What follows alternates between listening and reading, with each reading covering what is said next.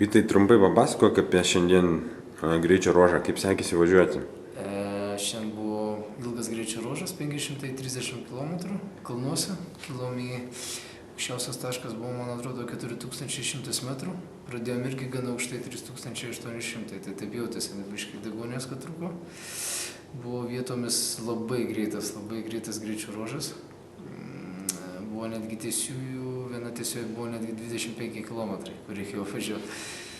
Greitas tikrai, bet buvo ir tokių vietų, kur kalnuose važiavom serpantinais ir buvo labai siaura, tiesiog kaklių posūkiai tokie, kur greitai neįsibėgėsi, nes gali nuvažiuoti, tiesiog nučiuošt nuo kalno. Baisu buvo?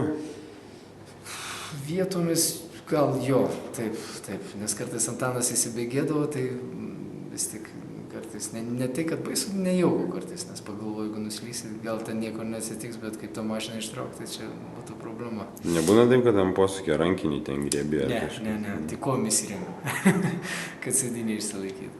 O kaip pats automobilis atlaikė kalnus? Gerai, iš principo, ten vienoje vietoje kažkaip Antanas, ten aš jam pasakiau, biškai pražiopsojo, tai įlėkėm gana greitai į duobę, tai nemaloniai pasijutėm, bet lyg tai važiavo tą mašiną, nieko ypatingo, lyg tai viskas tvarkovo, atvarėm į bivaką, tai ten, kad ir nieko beveik ir nieko tokio nėra. Bendras toks techninio apžiūra. Tai šiandien aplenkėt Robį Gordoną? Jo, aplenkėm Gordoną, bet jis po to vis tiek pasigavo.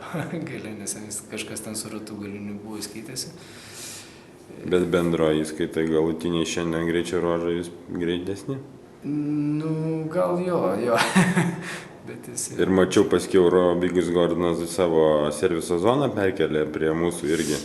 Jo, nes kadangi po vakarykštės liūties, tai visi stengiasi nuo pievos nuvažiuoti ant asfalto, tiesiog, kad nebūtų, kad to purvynė nesėdėt, nes į kalnus pakilom dar buvo gana drėgna ir debesų daug buvo, po to pervažiavom tokį keterą ir ten iš viso saulė švietė ir buvo labai faina ir šilta, o grįžom atgal čia į saltą ir vėl dangus. Ar labai liūdėsi išvykdamas iš Argentinos, rytoj paskutinė diena, paskutinis rytas ir tada Čilė laukia?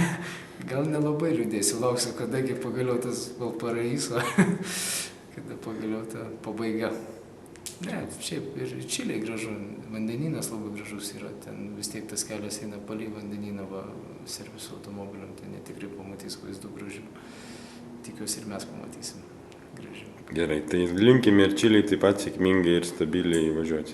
Ačiū.